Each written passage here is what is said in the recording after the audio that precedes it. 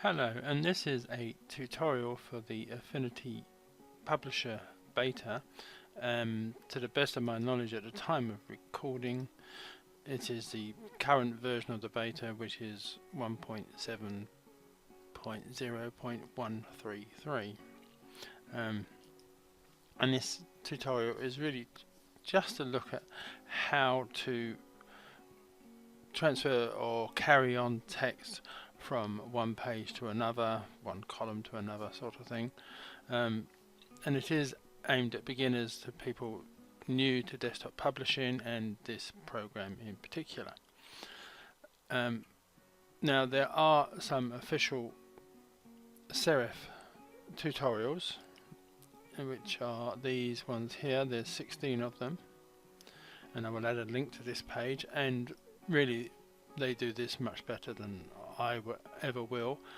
But to be fair, I get the feeling that the chap who's doing them is sort of working on the fact that people know something about desktop publishing, and sort of it does go quite quick, and some people I think have missed out on certain items, because I've been seeing comments in Facebook pages and what have you about how do you do this and how do you do that, and they said they've watched these videos, so I'm wondering, why is they're missing certain points.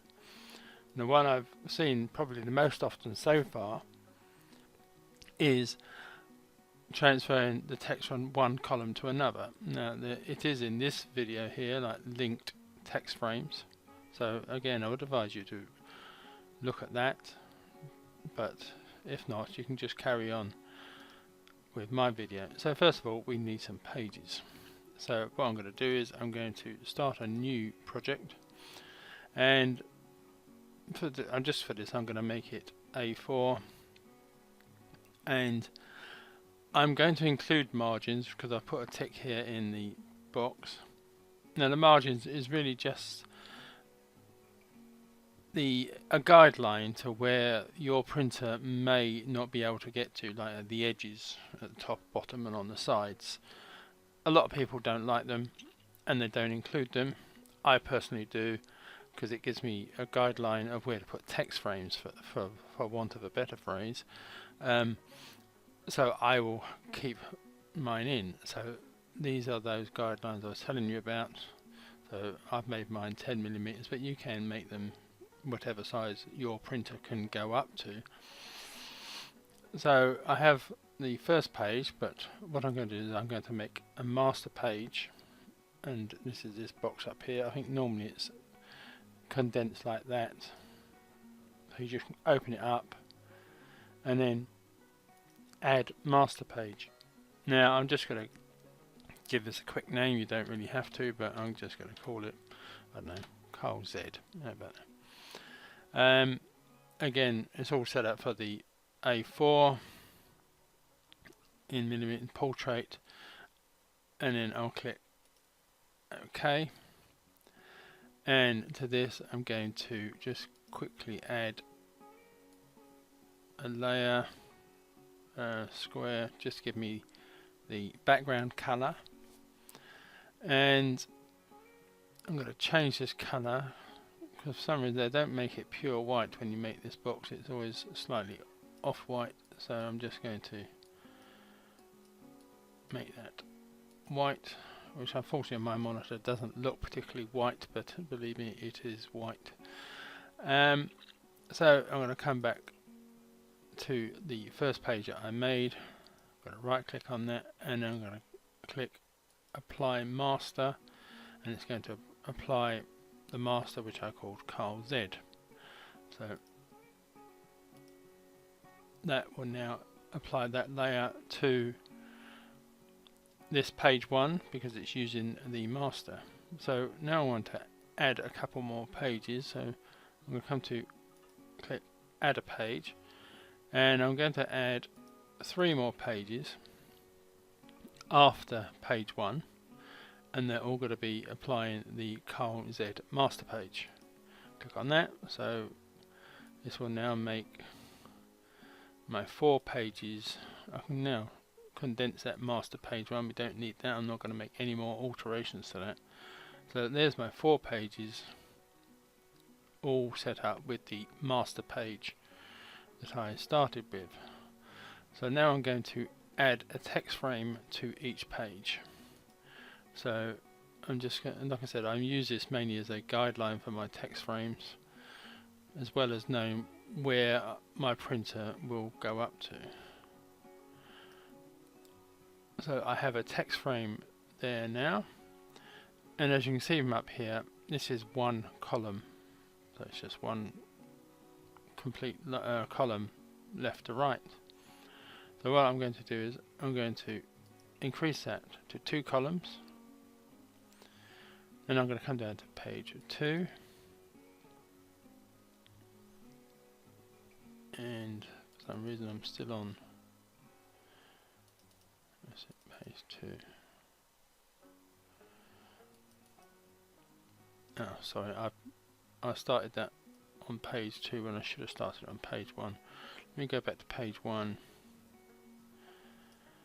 and I'll draw in a text box, and as you can see, it remembered that I made a 2 text box before, and it has made a 2 text box again, columns, if you see what I mean. So if I go back to page 2 and I highlight the text frame and I increase that from 2 columns to 3, and then I come to page 4, and you can see this has remembered that the last one I made it as a 3 column one, and it has already made this as a 3 column one, but I only want this as a 1 column one this time. And coming down to page 4,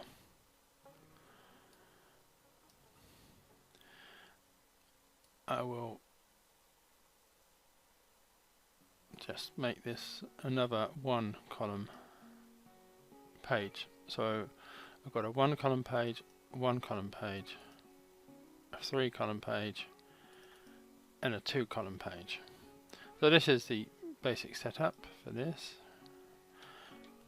Made a mistake there, sorry. Right, so I want to add some text to this, and come to make sure I'm on the text frame tool, and if I come up to text, one of the options down here is insert filler text. So it saves me having to type anything or whatever. So as you can see, this is now full up with random text that looks a bit like Latin in a lot of cases. In fact, I think it has a Latin sort of name, this type of text. So if I just drag this down a little bit. Now this area here, as you can see, there's a little white triangle on the edge, and if you bring the cursor close to this, it will change to an arrow, and if you click on that white triangle and then come down to the next page, as you can see, it will become highlighted and turn blue. You just click in there, and then you can see that this will now flow the text from that column down to the start of this column, and then that page is now full of text. So following the same idea, again come to that little white triangle, click on that,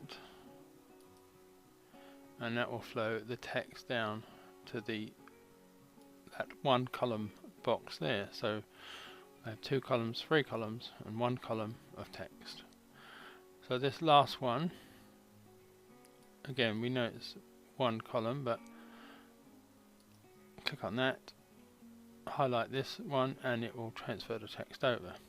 So that is the text flowing for all the different pages just by linking them by clicking on the arrows that are on the side there. So the last thing I really want to look at is sort of a little extra feature. I'm going to add a shape into here, and I'm going to add a ellipse tool. So I've clicked on this icon here, and I'm going to hold down the shift key, because if you can see down the bottom here it says shift to contain proportions. So I'll just click and hold that, and then I let go too soon of the shift key.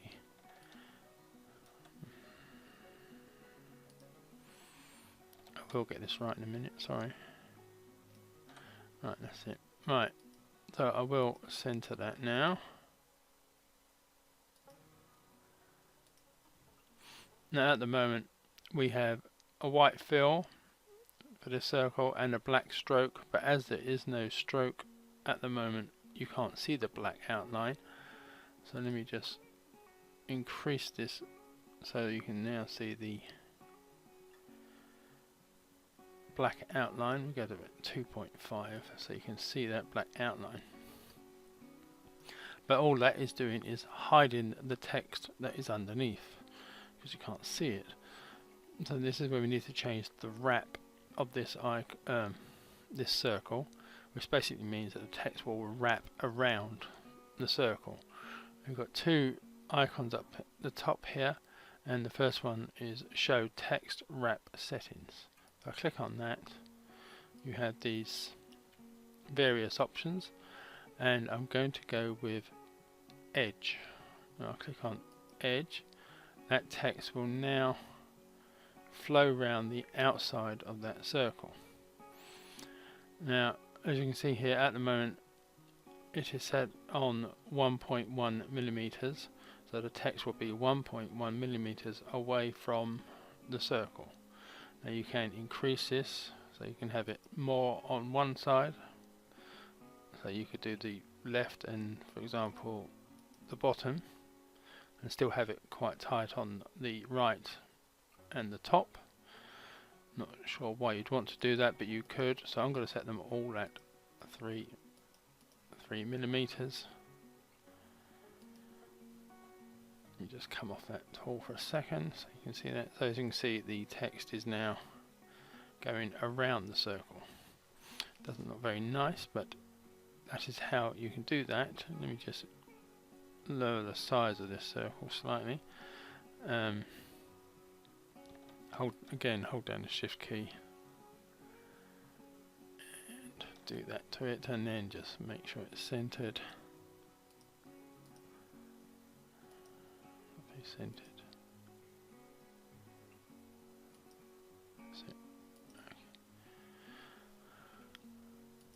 So I can see it better now that the text is wrapping around that circle. So let me just come to the move tool a second so you can again see the outline of this. And what I'm going to do now is I'm going to put some text inside that circle. So again, if I come up to and making sure that this is the layer that is highlighted, I'm going to come up to the text layer options, and I'm going to come down to convert to text frame. And now you may not be able to see this, but there's a cursor flashing just at the top here. So again, I'm going to come to text, insert filler text, try that again, text, insert, there you go. So I can now highlight all that. I can make it bold, for example, increase the size, center it.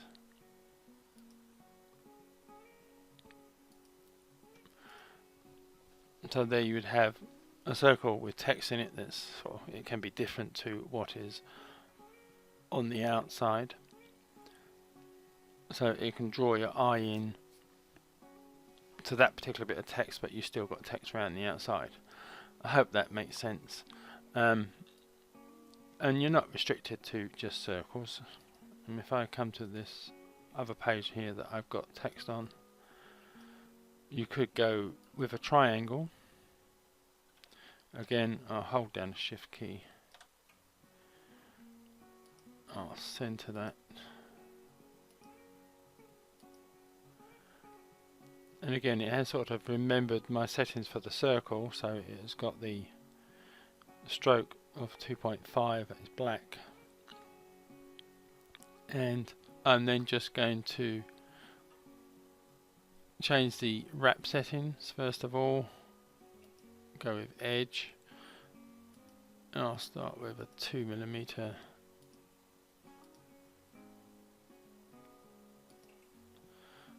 edge, wrap edge there, so that's not so bad. And then come to layer and convert to text frame, and then text, insert filler text. So basically that is my quick, hopefully, look at setting up a quick document and flowing text from one page to another, and then just adding a shape and putting some text inside it. Hopefully there's been some help to beginners. Thank you for watching, and goodbye.